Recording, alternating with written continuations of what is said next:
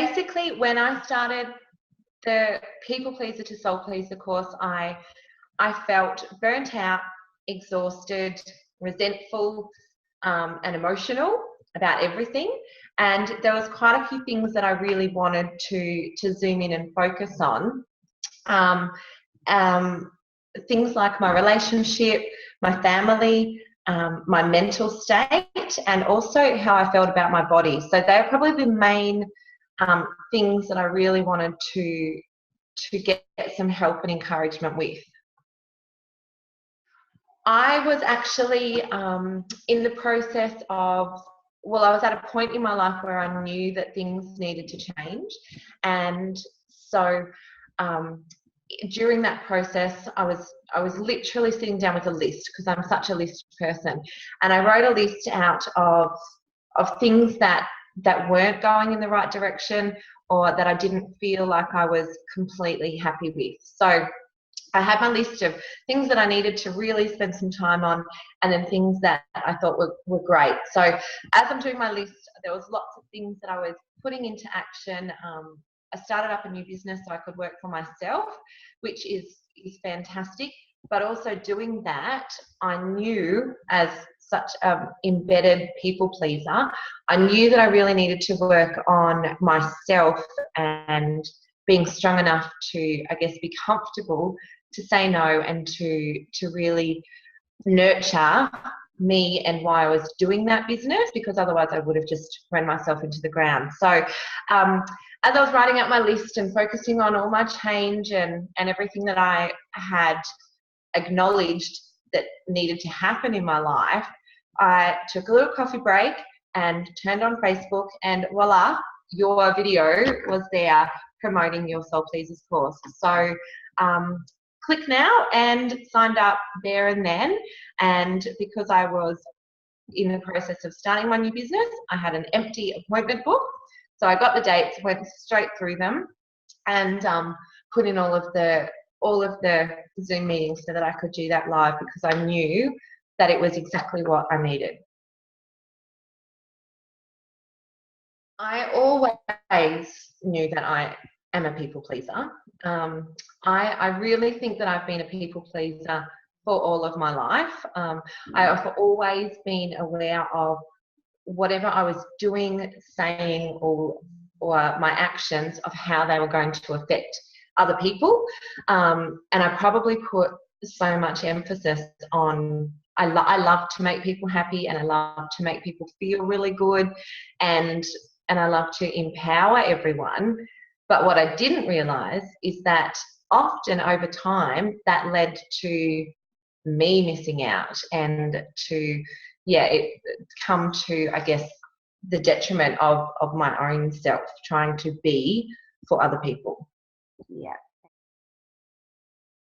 So much. At the start of our little chat, I said the things that needed to change. 4 of the biggest things: my relationship.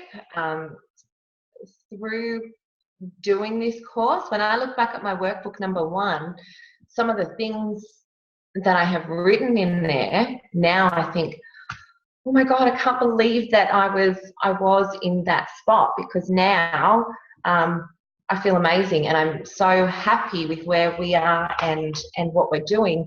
And I think that also came from some of the questions in that workbook 1 and 2 at the start, and not saying things that we maybe should say. So my relationship then to now is completely off the charts amazing. I love the transformation there. My family, work in progress. People pleasing, doing everything for everybody, and not really loving that or encouraging them to do things for themselves. I love that, but I'm definitely trying to get stronger in that as well.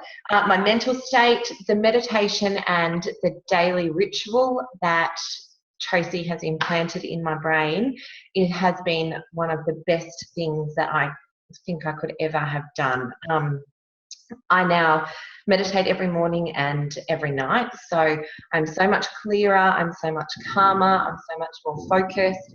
And interestingly enough, my husband who I think thought it was just for crazy people, actually loves it as well. So now over nighttime, I've often got the meditation on instead of in my earphones, loud, so that he can hear it as well. So that's really great.